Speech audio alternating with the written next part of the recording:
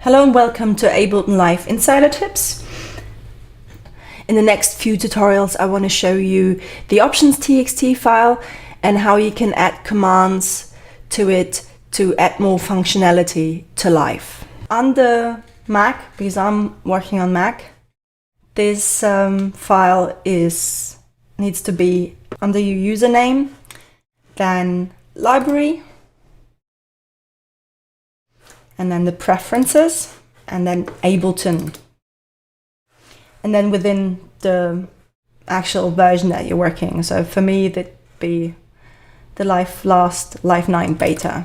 So here you can see there's actually no options.txt file available yet, which means we have to create one. Under Windows XP and 2000, it'd be under C, Documents and Settings, your username, application data, Ableton, Live, preferences. And under Windows Vista, Windows 7, and I think Windows 8 as well, it's under C, users, then your username, app data, roaming, Ableton, Live, and preferences. Now, under Windows XP and 2000, the application data folder is hidden by default, which means you have to make it visible first if you haven't yet. For this, you simply launch the Explorer, then from the menu select Tools, Folder, and then Options View. And in there, look for the Show Hidden Files and Folder options and make sure it's checked.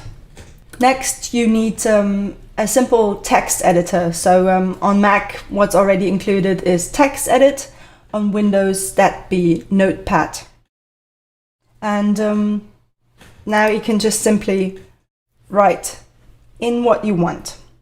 So in this case, I'm gonna show you the show device slots.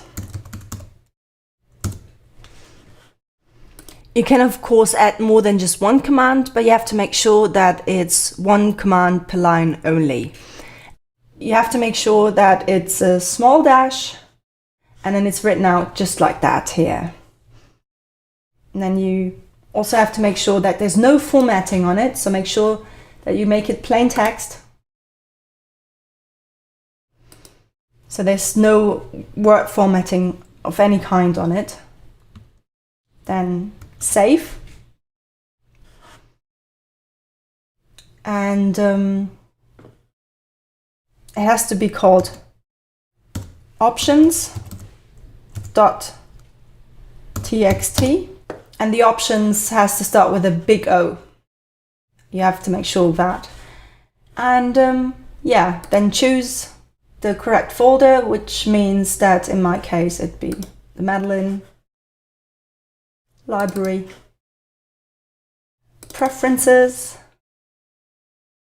let's go by name, Ableton, and then the version that you're working with, and save it. Alright, so now that we've saved the options.txt file, we can simply start Live.